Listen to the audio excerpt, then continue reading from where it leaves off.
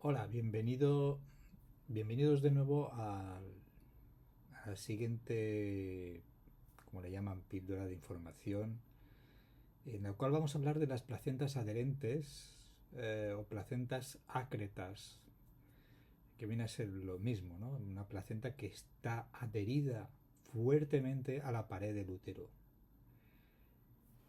Hay tres tipos de placentas adherentes: está la ácreta, la íncreta y la pércreta,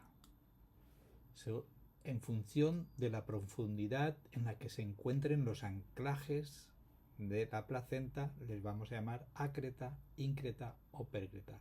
Vamos a ver qué, qué es cada una de ellas, cómo representamos cada una de ellas.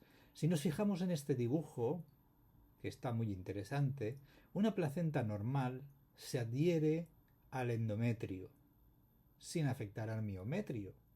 Se adhiere a ese endometrio que, como sabemos, tiene una serie de cambios y eh, esos cambios hacen que a partir de ahora se llame decidua. Vale, entonces la placenta normal, sus anclajes es a nivel del endometrio.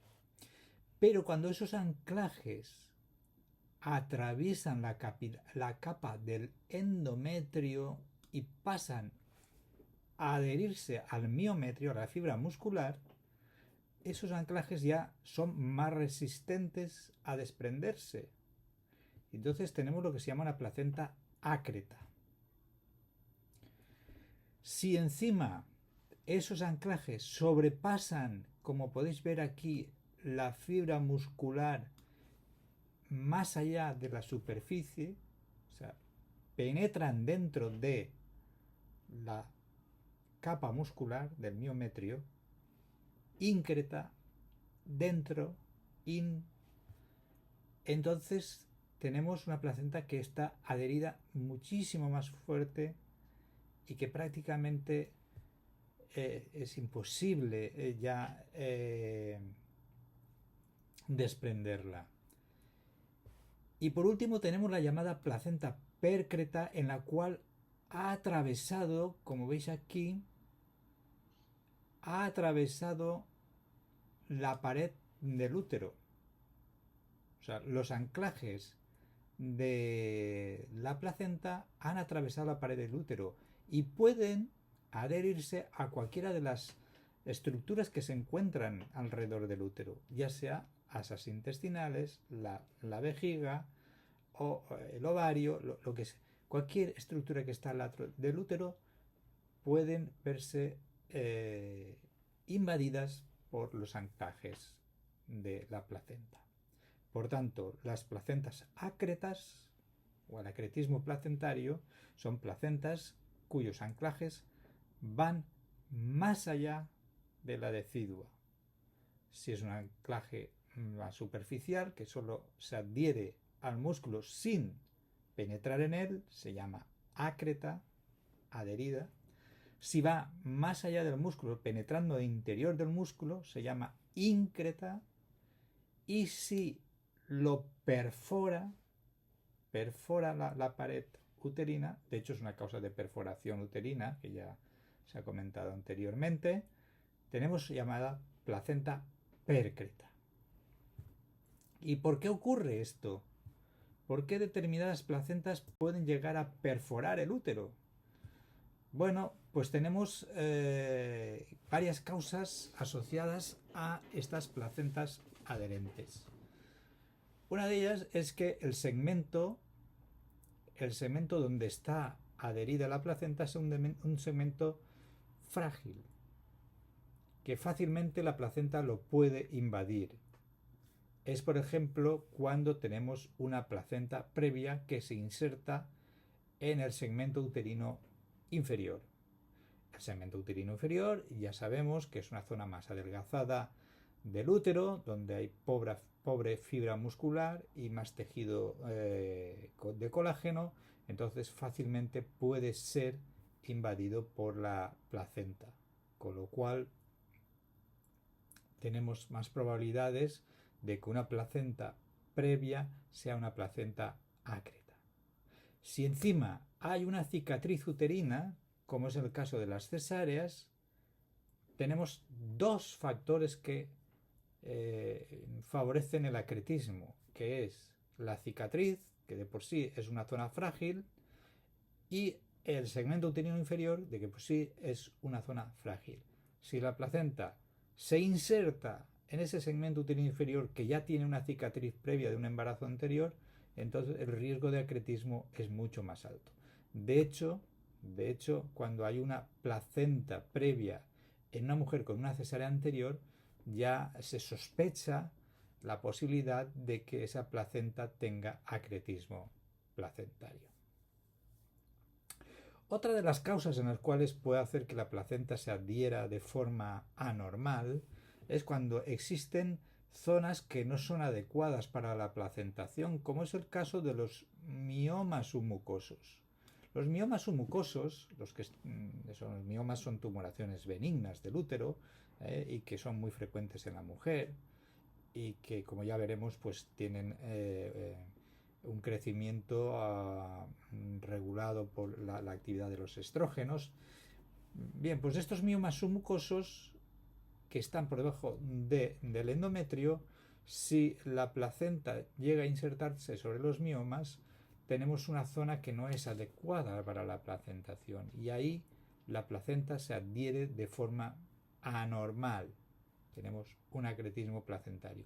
No todas invaden de forma anormal, pero es una zona, digamos, de mayor riesgo. Y por último, tendríamos las placentas que tienen una pared frágil. Es decir, aun no habiendo una cicatriz uterina, aun no habiendo un mioma submucoso, puede que haya habido una alteración en esa pared. Por ejemplo, es el caso de las infecciones del endometrio, las endometritis. Puede que la inflamación haya sido consecuencia de haber hecho legrados de forma repetida, sobre todo cuando se utilizan legras mecánicas, no legrado por aspiración, no, legrado con legra mecánica, ¿no? Legra de metal. Pero también, ¿qué pasaba con las grandes multíparas? No las que tienen 2 o 3 hijos, sino las grandes multíparas que tienen varios hijos, que su pared muscular, su fibra muscular, con el tiempo, digamos, va siendo sustituida por tejido colágeno, con lo cual su pared es más frágil. De hecho, es una de las causas de rotura uterina espontánea, ¿no? La gran multiparidad. Pues en estos casos también. Y por último, las gestaciones múltiples, pero por lo de siempre, porque tenemos 2 embarazos, tenemos más posibilidad de que uno de los embarazos caiga sobre el segmento frágil, el segmento uterino inferior. Bien, por tanto, o bien tenemos un segmento frágil, o tenemos una zona inadecuada, o tenemos una pared frágil. En definitiva, tenemos una zona que no es adecuada para la inserción de la placenta y la placenta se inserta de forma anómala, más adherida de lo normal. ¿Cómo se diagnostica? Pues el diagnóstico no se suele hacer, es difícil, no se suele hacer hasta que el momento que se va a extraer la placenta o se está esperando que se extraiga la placenta y la placenta no se libera. La placenta sigue adherida. Queda retenida por falta de liberación, ¿no? Tenemos una placenta retenida. Cuando se sospecha, hay estudios que dicen que la resonancia magnética y la ecografía Doppler pueden llegar a diagnosticar determinadas placentas previas. No tiene una fiabilidad del 100%, no tiene una especificidad del 100%, pero tienen alta sensibilidad y especificidad, tanto la resonancia como la ecografía Doppler. Pero no vamos a entrar ahí porque nosotros como personal de enfermería no entramos en el diagnóstico, sino en nuestros cuidados que le vamos a ofrecer a esa mujer que ha tenido un parto con una placenta adherente. Tenemos que saber qué les pasa a esas mujeres, ¿no?